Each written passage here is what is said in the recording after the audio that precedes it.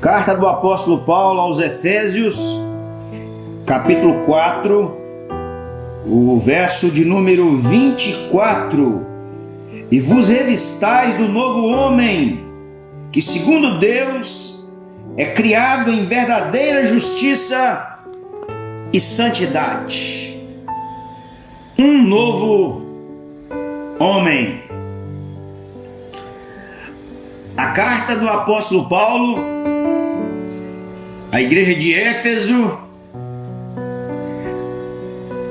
na expressão utilizada pelo estudioso e comentarista John Stott, um dos maiores intérpretes e pregadores da Bíblia do século passado, ele dizia que a carta aos Efésios ela tem o propósito de falar de um novo homem criado para um novo Senhor, o Todo-Poderoso, o Senhor Jesus Cristo.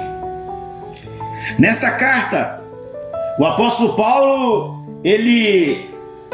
num primeiro momento, ele expõe a doutrina e depois a parte prática. E esta é a metodologia, a maneira, o meio que o apóstolo Paulo utiliza nas suas cartas. Ele apresenta num primeiro momento a sã doutrina, o ensino, e depois ele aplica o seu ensino de maneira prática à vida dos seus leitores.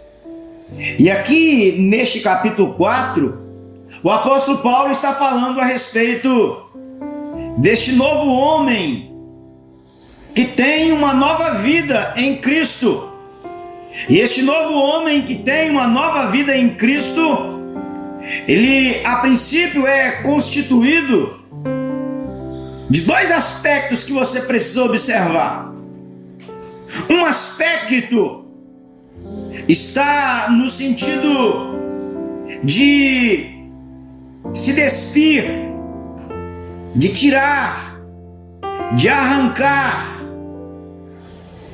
as coisas da velha vida. O outro aspecto está ligado a revestir do novo homem com aspectos da nova vida. Alguém disse que este capítulo 4, a partir aqui do verso 17, é como se fosse um manual de saneamento. Um manual de saneamento. Os teólogos do aspecto da doutrina da salvação, conhecido como soterologia, tratam aqui no capítulo 4 de um tema chamado santificação. E eles abordam a santificação do ponto de vista teológico em três aspectos. A santificação posicional é quando o homem ele se volta para Cristo. Ele confessa que Cristo é o seu Senhor e é o seu Salvador. Ele experimenta o novo nascimento. Ele tem fé salvadora. Ele tem arrependimento no coração. E agora então ele é um homem convertido. A conversão é esse aspecto da santificação. A santificação posicional. A partir deste momento, então, este homem diariamente, continuamente, paulatinamente, ele vai crescendo, ele vai desenvolvendo, ele vai experimentando das virtudes, ele vai desfrutando da vida em Cristo. O fruto do Espírito vai sendo manifesta em sua vida. E ele então agora, esse homem, ele ama, ele tem alegria, ele tem paz, ele tem longanimidade, bondade, fidelidade, mansidão, domínio próprio. Este homem, ele vai crescendo até se tornar na plenitude do varão perfeito. Ele vai desembaraçando do peso e do pecado que tenazmente o assedia, e ele vai correndo a carreira que lhe está proposta. Este homem vai se tornando cada vez mais parecido com o seu Senhor, com Jesus. Isso é a santificação progressiva.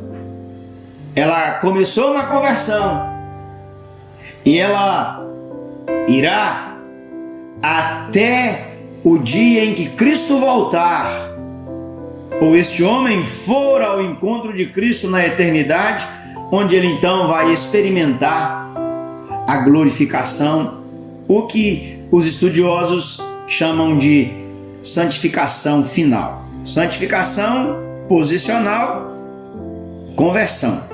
Santificação ao longo da vida, progressiva. Santificação final, a glorificação.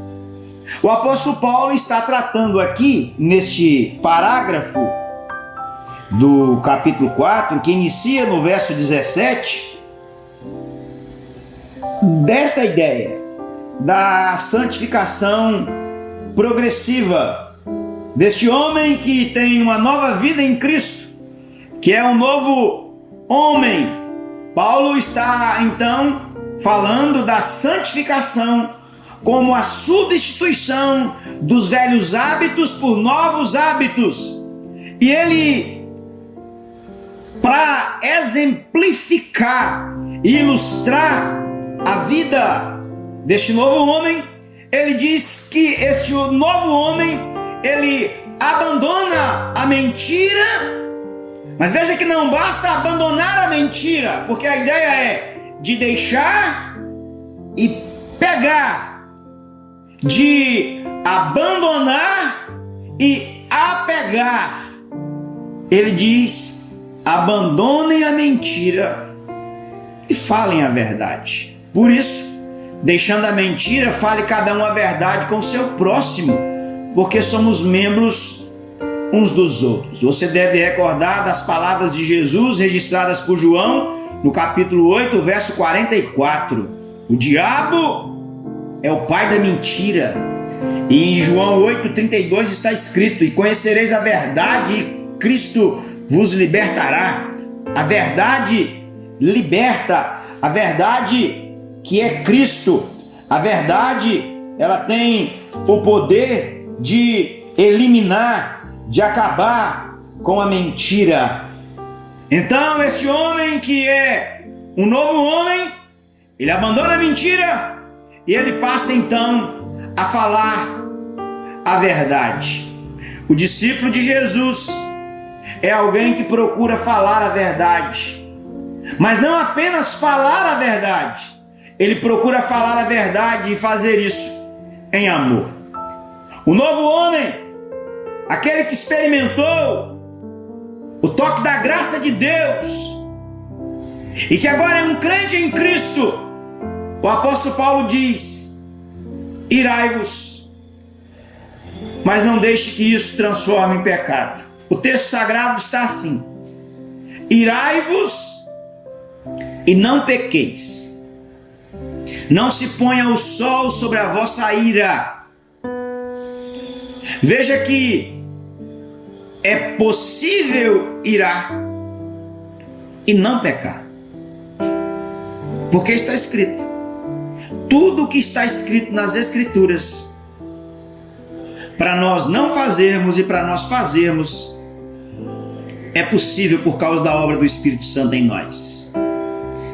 Na verdade, o texto está nos ensinando que a ira em si não é necessariamente pecaminosa, mas pode se tornar, transformando em raiva e em ressentimento. Por isso o apóstolo Paulo disse: não se ponha o sol sobre a vossa ira. Ou seja, não durma com seu coração azedo, não guarde mágoa e nem ira dentro de você, ressentimento, porque o próprio apóstolo vai dizer aqui no verso de número 27 do capítulo 4, nem deis lugar ao diabo. O diabo pode aproveitar da nossa ira para transformá-la em rancor, em ódio e ressentimento e adoecer o nosso coração. O novo homem, ele deixa de furtar e agora ele trabalha para doar. Diz o texto: aquele que furtava não furte mais, antes trabalhe, fazendo com as próprias mãos o que é bom, para que tenha com que acudir ao necessitado. Lembre-se que o mandamento não furtarás ainda está em validade, não caducou, é bíblico, é da antiga e da nova aliança, é para ontem, para hoje e para amanhã. Deus exige de nós, seus filhos, honestidade. E a honestidade perpassa pelo fato de nós não furtarmos, não roubarmos, não subtrairmos aquilo que não nos pertence. Deus exige no 8º mandamento da lei. Este mandamento exige muito mais do que roubar, mas tudo aquilo que é feito em prejuízo do outro. Por isso que o cristão não deve apenas deixar de furtar ou roubar, mas trabalhar com as próprias mãos, satisfazer as suas necessidades e acudir ao necessitado. Nas palavras do Dr. Mark Batson no livro Bênção Dobrada, a bênção não está em receber, a bênção está em doar. O novo homem que agora está em Cristo, este homem, ele usa a sua língua para proferir palavras abençoadoras. O texto sagrado diz: não saia da vossa boca nenhuma palavra torpe, e sim unicamente a que for boa para a edificação, conforme a necessidade, e assim transmita graça aos que ouvem. A palavra torpe, ela é uma palavra extremamente forte. É o mesmo que putrida, podre. Imagine bem, é como que da sua boca ou da minha saísse coisa podre. A exortação da parte do Senhor para nós é que da nossa boca não saia palavra torpe, mas que saiam palavras que edificam. Como disse o autor aos Provérbios, o autor de Provérbios: o poder da vida e da morte está na língua, com ela construímos ou edificamos. Use a sua boca para abençoar, use a sua boca para ministrar da parte de Deus a alguém.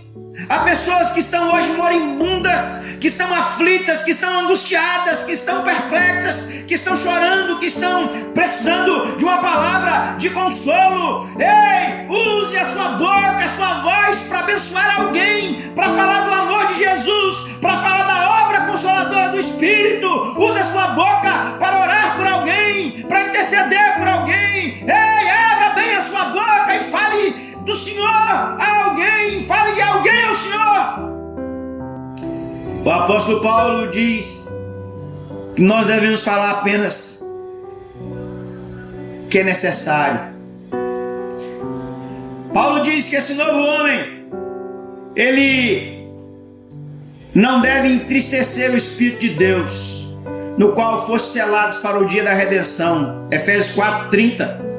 Eu e você, nós fomos selados e penhorados pelo Espírito para o dia da redenção. E este Espírito habita em nós. Ele tem sentimento, ele se alegra, ele se entristece. O Espírito Santo odeia o pecado, e todo pecado que cometemos agride a sua santidade. Paulo diz ainda que esse homem, o novo homem em Cristo, ele não deve ser amargo, mas benigno. Está escrito: longe de vós toda amargura e cólera, e ira, e gritaria e blasfêmias, e bem assim toda malícia. Antes sede uns para com os outros, benignos, compassivos, perdoando-vos uns aos outros, como também Deus em Cristo vos perdoou. Ou seja, é necessário que não sejamos maldosos ou amargos, mas bondosos e amorosos. Termino perguntando: você já é um novo homem em Cristo Jesus? Se já é um novo homem em Cristo Jesus, já se revestiu das obras do Senhor? Ou continua com as velhas práticas? Que o Senhor em Cristo te abençoe e que você de fato seja um novo homem, porque já escolheu a melhor coisa.